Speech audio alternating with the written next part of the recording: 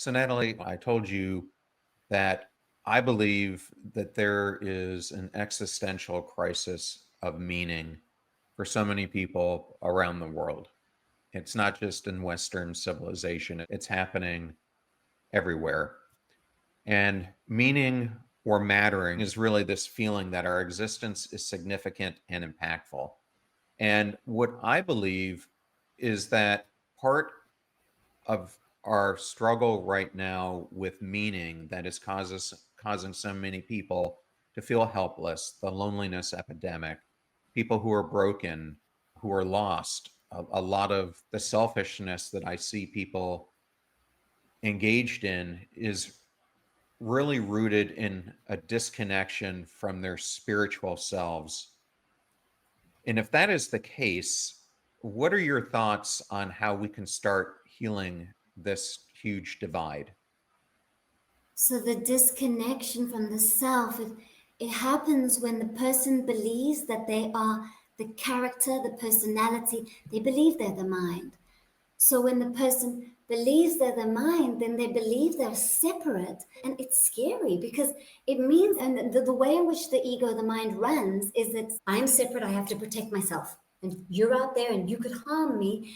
And as more and more of that energy runs in them, it feels like it like tightens the natural flow of the universe that runs through all of us. And so instead of a beautiful flowing waterfall of energy that you feel alive and you feel God running through you, there's like a trickle of the light, and they actually have forgotten how beautiful and light they are. And it brings a lot of love into my heart and a lot of compassion for all of those that are lost from their truth. And every night I light a candle and I just say love, love in all the hearts of all people so that they can reconnect to the truth of what they are, because we are all that one God consciousness. And so this disconnect that's happened, that's causing people to view others as separate and then lash out at them or sending low frequency energies out.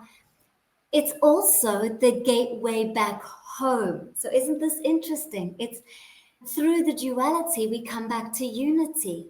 There's unity, God, and then within God, there's the mind. So, anything that's separate is mind made. And the way to come back home to God is to come to realize, oh, wow, hold on. I'm not the mind. And to have that realization immediately retracts awareness from the mind. What's happening if you believe that you're the mind and you're the character? You're feeding energy to that, and you keep creating from that level and you keep sending out those vibrations. Then, when you have this realization that I'm not the mind, you just need to have it once and already the magic starts to happen. You start to retract awareness, energy from the mind, and you bring awareness back to the body, back to the heart, back to the present moment, which is back to the oneness, back to unity. It's such an incredible world. We've got such huge polar opposites happening in our world right now. We've got huge divides, people that are so opinionated and believe in it, and they don't want to hear another person's opinion. And that's perfect. It's divine perfection. It's needed because when we have these polarities, we can awaken to the polarity. If we don't see the polarity, we can't awaken because there's nothing to compare it to, because we'll just stay asleep believing that we are the person. I'm Natalie, I'm a healer, this is what I do.